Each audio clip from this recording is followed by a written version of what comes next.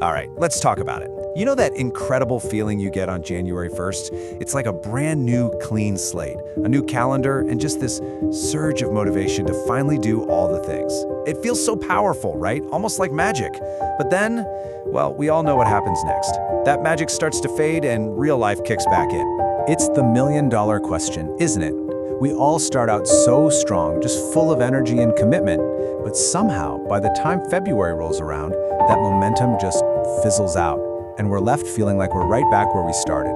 So what is this invisible force that keeps tripping us up year after year? And here's the big reveal. It turns out the reason our best intentions so often fall flat, it has way less to do with some personal failing or not having enough willpower, and everything to do with how our brains are actually wired.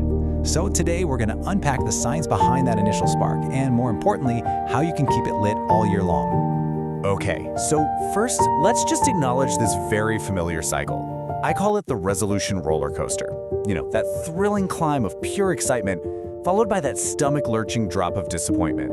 It always starts at the peak. You're so excited. You buy the new running shoes, you meal prep like a champion, you block off time in your calendar. You are on it. But then, a really stressful day at work happens. A friend invites you out, and suddenly, that initial surge of enthusiasm just kind of wanes.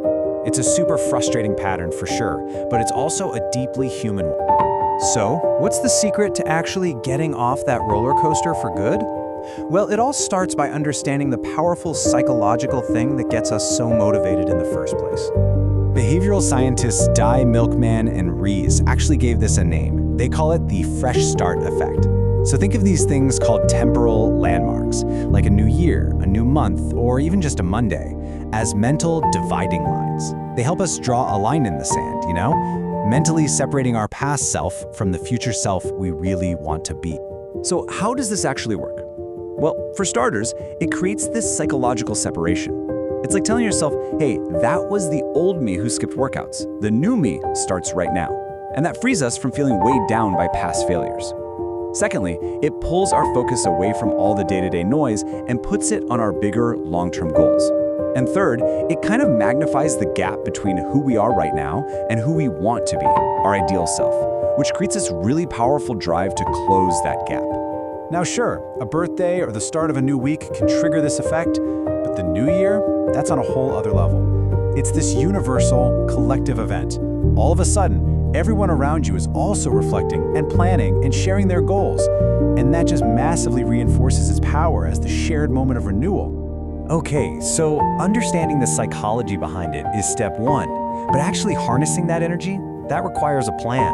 So let's build a practical playbook for making your goals actually stick this time. This quote right here gets to the absolute heart of it. Way too often, our goals are driven by some external pressure or what we think we should do. But for a goal to really be sustainable, it has to connect to something you genuinely, personally value. It's got to have purpose. And this right here, this is a total game changer.